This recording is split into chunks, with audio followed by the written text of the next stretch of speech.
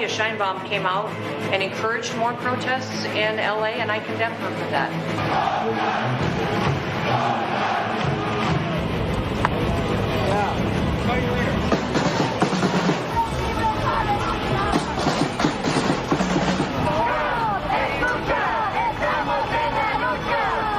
Army heroes did not shed their blood on distant shores only to watch our country be destroyed by invasion and third world lawlessness.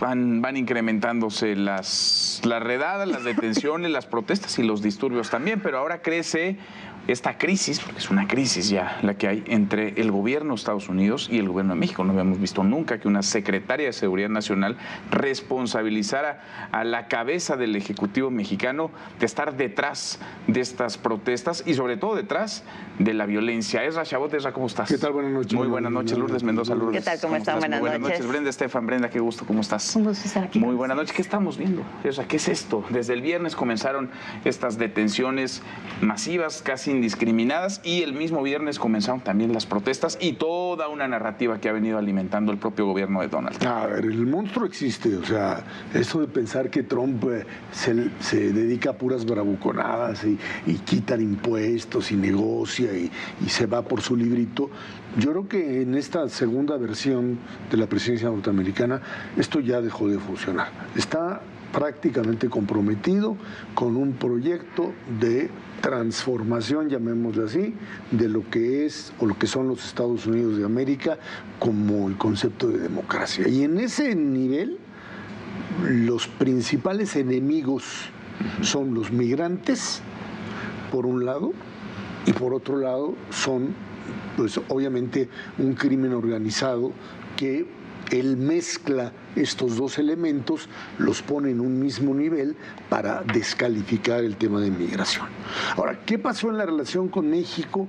Pues obviamente el tema de del impuesto a las remesas, el tema de esta relación que es, creo que de las peores que ha tenido México desde la época de la Revolución Mexicana, cuando los gringos intervenían como se les pegaba la gana. Y ahí me parece que pues fue una expresión, digamos, fuera de tiempo o de consumo interno por parte de la presidenta al decir, pues vamos a movilizarnos.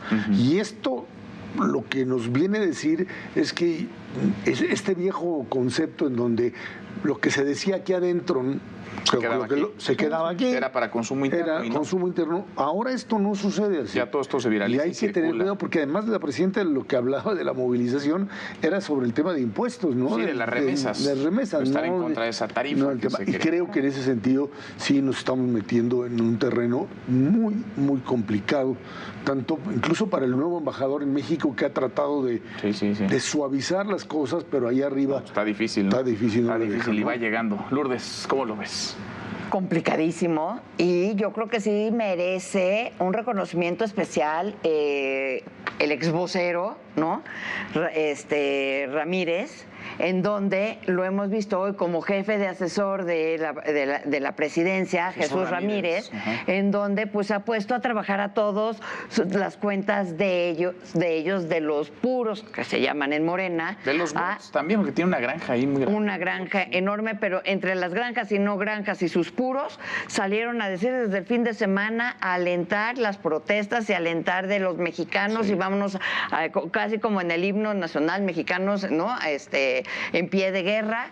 Y la presidenta, que primero sí tenía ese discurso, pero como bien dicen ustedes, nada más era por el tema de si iban a ponerle o no los aranceles o este cobro de comisiones a las remesas, vino suavizando, vino matizando el discurso, pero pues no le ha ayudado en nada a Jesús Ramírez. No, al contrario. Exacto. Al contrario. Sí, porque ellos han estado asusando, digamos. La Catrina Norteña ha estado con todo. Bueno, están llamando, los leía yo, digo, como parte, digamos, del ejercicio periodístico. Y del entretenimiento también, porque, híjole, qué humor tan involuntario. Pero llamaban a combatir y decía, aquí están sus soldados, presidenta, ordénenos, estamos a sus órdenes. Yo no sé qué están buscando. Y lo que sí estamos viendo, por un lado, todos los expertos periodistas que están siguiendo las protestas en Los Ángeles dicen es una de las protestas más pequeñas que hemos visto.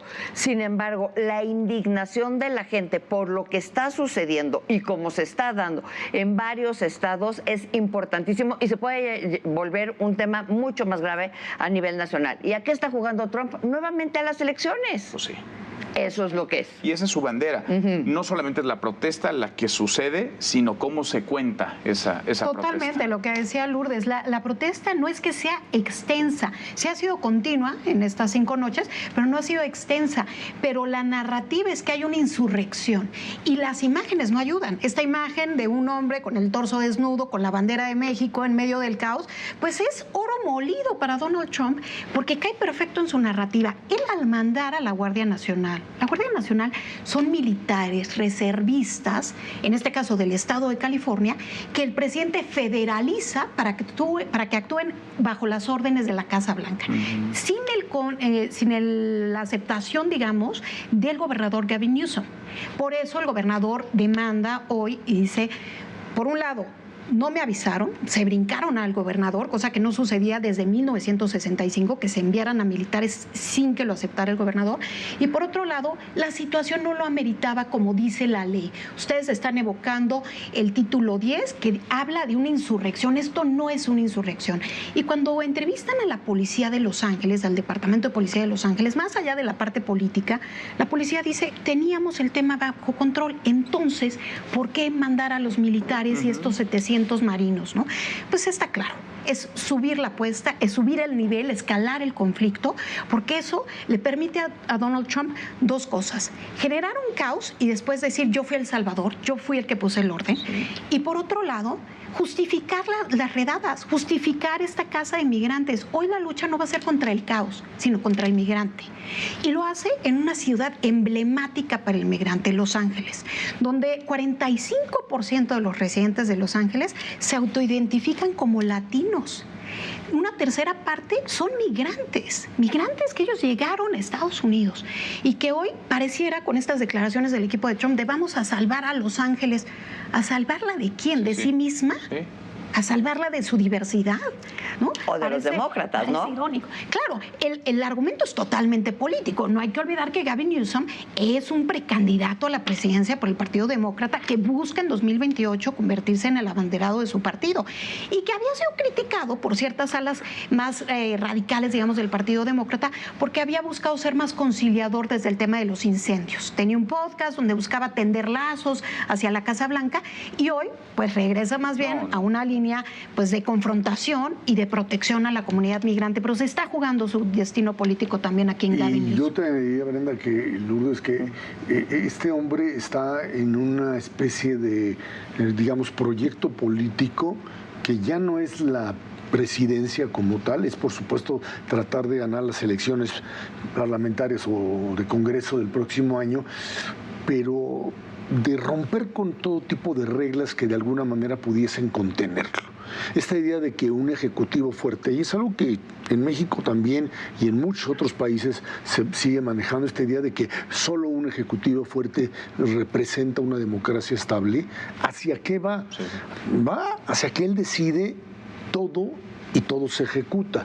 Y si él mandó a la Guardia Nacional a California y no tenía autorización, no importa, no hay mecanismo que lo contenga. Y el mensaje es muy claro, o sea, su narrativa es muy clara. Habla frente al ejército de Estados Unidos de una invasión extranjera, tercermundista. Porque los migrantes son esos, por eso creo que el periodista Jorge Ramos... Pero no hay pierde, o sea, a ver, no tendría que haber sorpresa, lo están diciendo con todas sus letras. Y lo que dice la Secretaria de Seguridad a 1 metro de Donald Trump en el despacho Oval es todo menos coincidencia. Claro, no es casualidad. Mira, Jorge Ramos le dijo algo a Trump, creo que lo oí una vez, ya no alcancé a checar si era cierto o no, pero me parece muy interesante que lo cuestionan, no sé si fue él directamente, pero le dice, oye, señor presidente, es que usted es familia de migrantes y usted está condenado. Si usted ya tiene una sentencia, entonces usted debería de autodeportarse. Si fuese congruente, él es, digamos, un modelo de migrante que además cometió delitos. Y fue encontrado culpable. Y hasta se le aplicaría. Y el otro tema rápidamente nada más es, el tema de una posible, dicen, invasión norteamericana. Bueno, eso está en la mente de Trump.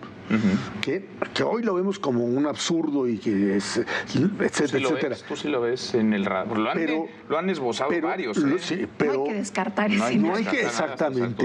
En este juego, cruzarse de repente la frontera y detener a los chapitos o a quien se le ocurre, está en la agenda de Donald Trump. Ahora, lo que es una realidad son los, no sé si cientos, miles de mexicanos en Estados Unidos que se están regresando. ¿A qué?